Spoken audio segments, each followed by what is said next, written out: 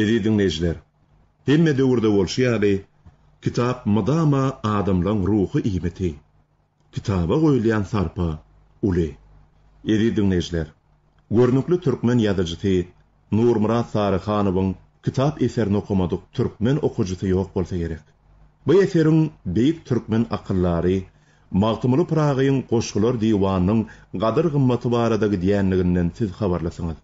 Biz häzir görnükli türkmen ýazyjy Nurmurat Sarıhanowyň kitap eserinden bir bölegi radio oyun görnüşinde size hödürleýäs.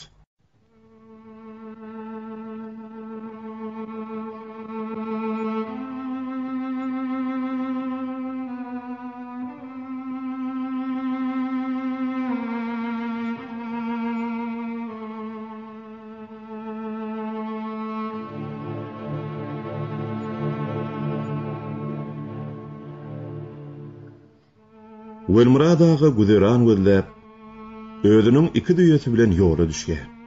Welmurad ağaň aýalydyr ogly, on getirjek gallasyna gözlerini dikip garaşýarlar.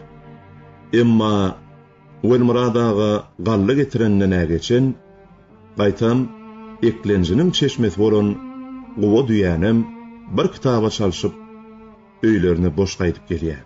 Ine de şol waka.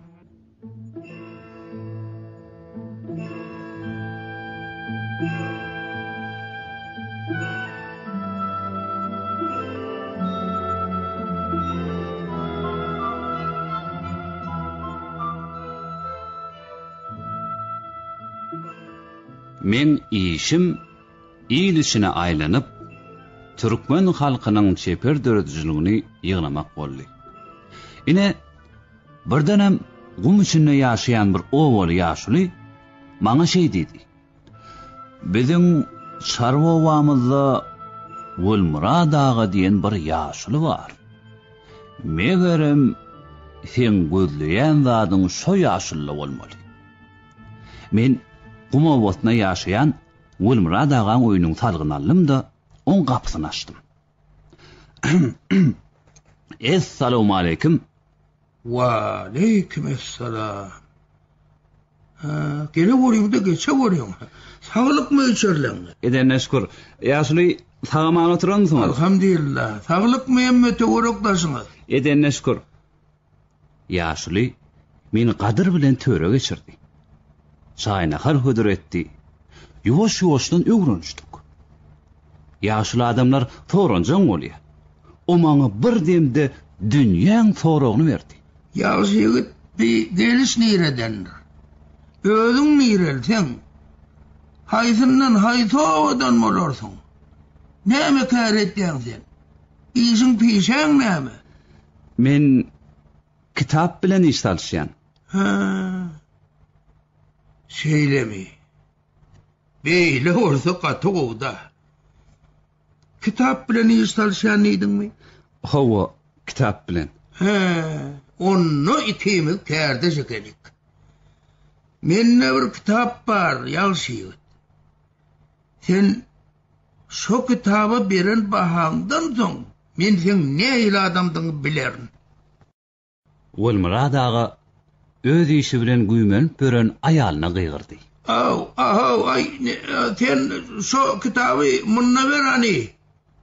Wah, sana kitap vermek aňsatly. O bir kitap däle uly hazyny, akyl.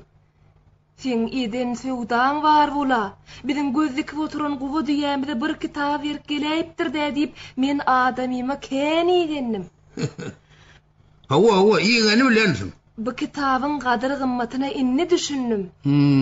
Duruşy bilen akyl eken bu kitap. Gowy diýen ikisini berselerem berjek gelinni. Gördüňmi?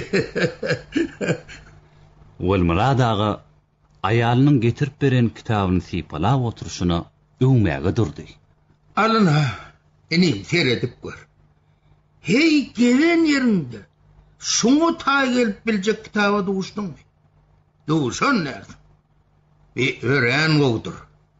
Mun her sözi bir gözek kulliýa degendir. Anha, dinle. Elin dağlar, beýikliňe boýsunma. Köwüşde suw bolan zerdek bolarsa. Göre. Dereň derya haybatyňa gonma, wagtyň ýetse guryp yerdek bolarsa. Be. Dağlaryň arslany, babur peleňi, ahir dem bolar, pil peşejegi, ceyhun neryasynyň, nilin lehegi, kulağına urlan, hardek bolarsa. Böyle, kıyamettan bir söz diýdim bayakta, garaw bardyr ýerde durlan tayakta, zalimler hor bolar, kalır ayakta, harip sen yığlama, şiirdek bolarsan. Yağşı bedew menen, hup mahbub uçun, bile eltenmam, bakiye uçun. Hakikat namarttır, imansız geçen, iman bile varsan, nerdek bolarsan. Göre, yağşılar yanını yırgul sen özün, dur bolsun daima sözlüğün sözün, alimlere uyusun, açılar gözün, cahillere uyusun, kördek bolarsan. Be. O, şu cahillere diyeni yakay, nadanlara diye de nadanlara. Lokmanlık her işin çaresini bilsen, ürstemdek dövlerini permana salsan, ifenlerdek yerin yüzünü alsan, yere yığsan murt yerdek bolarsan. Be.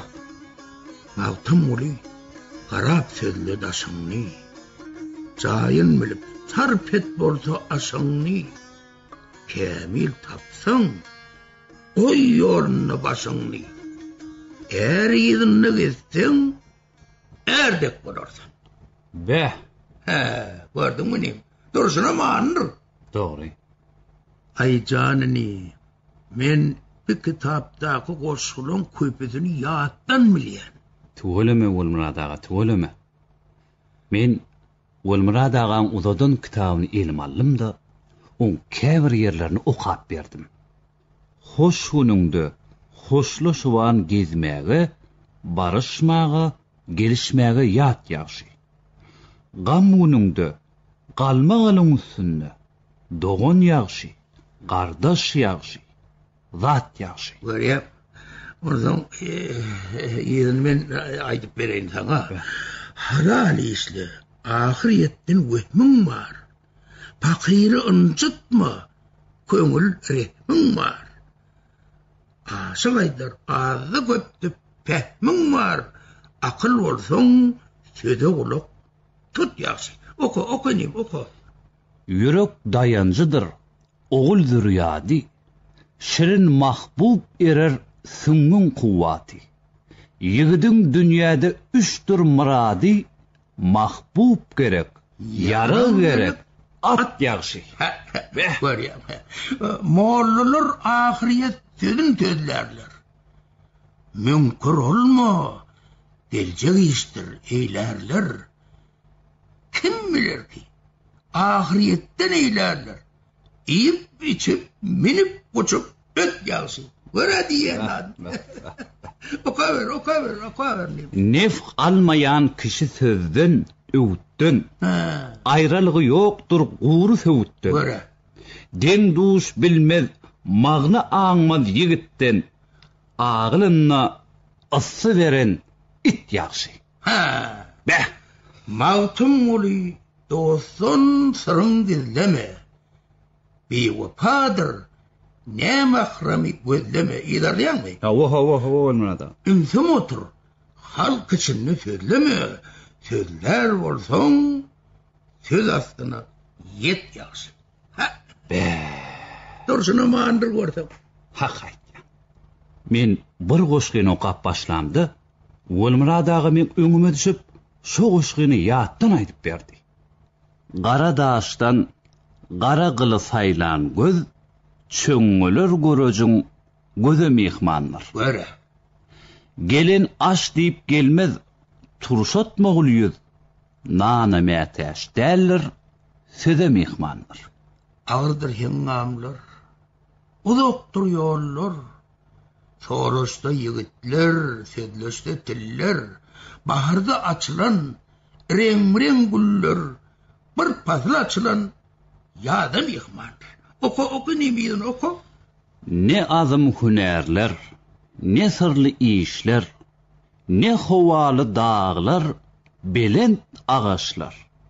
60 elvan, 70 türlü iyimişler, ağaçtan ayrılan güyde mihmanlar. Hay berekallah, berekallah.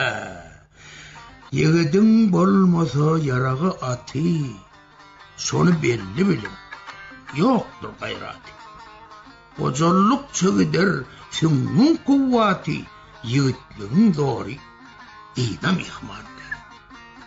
Bu dünya yüzüne gülüm gülümdür.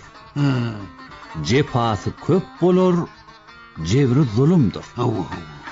Her neçe yaşasan ahir ölümdür. Eriz canlar tenne bide mihmandır. Hakiyada salsam haktan korkuyor. Şeytan ara düşer. Oymaz erkine. O cavan onmağın görkümü. Hocalarsa görküm yüzüm yıkmandır. Mağtım ulu aydar iller özümde. Ölüm yadımdadır. Korku gözümde. Her neçe yaşasan yerin yüzünü adam oğlu 5 gün dudam yıkmandır.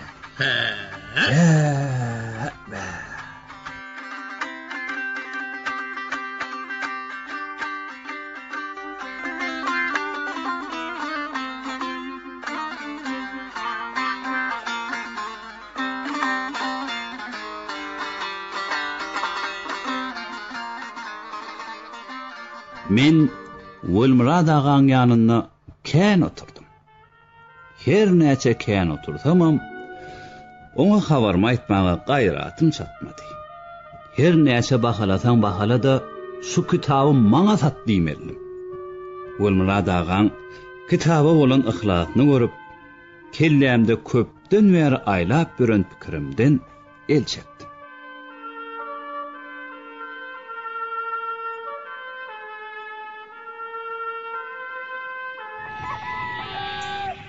Şoňuň ertesi men ýene-de ýaşlyň ýanyna bardım. Gel ýaşyt gel. Ya gelenler Wölmrad ağa. Gatowda gelen bolsaň. Bu kitabyň ýerini bir gören adam hiç aýrylyp bilmez mundan. Dogry aýdýaň. Hey, nim ýekizennel başlarym söýle. Men okadym al okadyr. Men kitaby elim alyp ýene-de käbir goşularyny okudum. Men bir goşgyny okap başlamda, olam şu goşgyny ýatdan aýdyp berýärdi.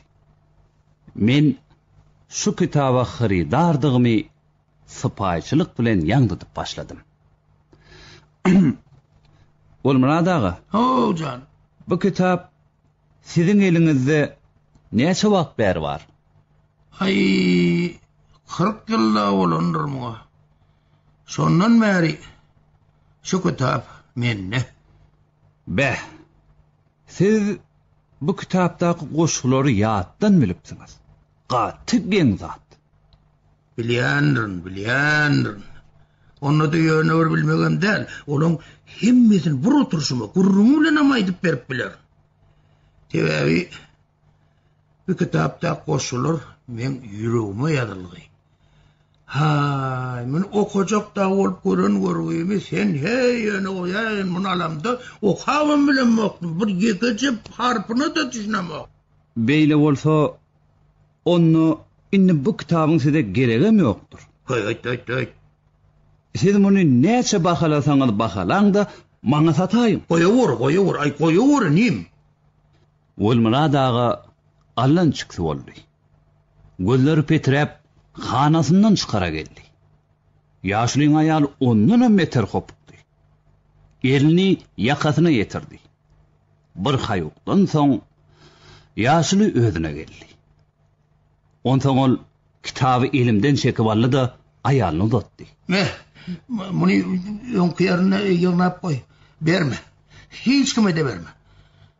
Ondan neyme deysene yaşıyor. Bir kitabı elimizden çıkarmarız deyip men sana neye çayda ayttım? Başta da aytıptım, men yine de aytıyam. Satılmaz zat bolmaz diýenler oli. Menem ozollar kitabı alsalar satsana diýädim. Kitabı satdy, düýämizi getir diýädim.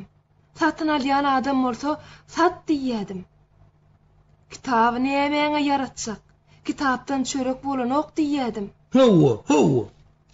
Ýaşy ýigit. Akylly bolsaň, sen şunu. Kitabı bizden dileme. Şeysen akıl ettiğindir sen. Ondan sen burada katı bek belli. Bilip koy. Bunu bizden alacak olsun. En ilke bilen men razı etmeli olsun. Men oli razı olacak kumanım yoktur. Men razı olsamam, oğlum bilen ayalım razı olmaz. Howla biz razı bolmaz. Oğlum bilen ayalım razı olsa da obamız razı olmaz. Sen burada da düşün, ineyim. Bir devim çöreğe zar olup oturan dillamızda da, bir harfını okap bilmeyen vatlamızda da, bunu satmağı önümüze getiren närleriz. Bir kitabın bizim elimize neye hillik bilen düşündüğünü ayttam, onu sen bana şu kitabı sat diye aytmazdın. Onu ben sana yine kıvır sevetleştikte kurrum verir. Kuba diye verip satın alan bir kitabın belli vahası yoktur. Her sözü bir düğedeki. Ona bunu yekemenler bütün ovamı da akıl yetirdi. Menem inni düşündüm.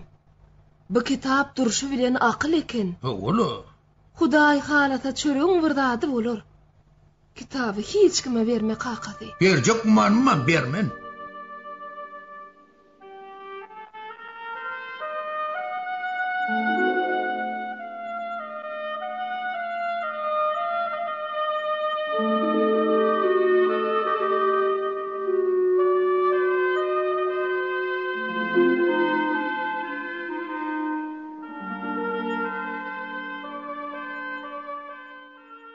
Günler geçip durdy.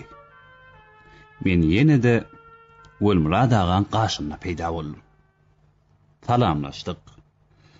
O meni öýüň törüne çagyrdy. Men indi oň bilen öwrenişdim. Gülmurad aga, siz men möhümmi bitirmediňiz. Mühim diýenim şu kitaply mesele dämi? Hawa. Siz maňa kitabyňyzy sataýyň da. Yok. Satman. Satsam utulur. İlim size satıptır ahiri. Sattılar yönü olur utulurlar da. Satmadanız onda muğut vereyim. Ay inim, canınım, yavşıyı, sen ne mi deydin? Doğru mu ayttım? Mene sana bir yıl düydüm oğlum. Gereğin katı çının olsa, sen şu yördü. Men ocağımın başını göçürüp alay. Göçürüp alsam, o dine men özüm için olur. Maňa bolsa sizin kitabyňyz hemmeler üçin gerek. Gerek bolsa, olaryň senden göçürüp alybersinler. Ala saymakdan başga alas almady. Bolýa. Men ertirden başlap göçürmäge oturýan. Bor. Men bu göçürüp oturan kitabym Türkmeniň şygyryet dünýäsinde öçmejek ýyl galyran. Beýik söz ustady. Akyllar Magtumul Pragyň Goşgular diýwanydy.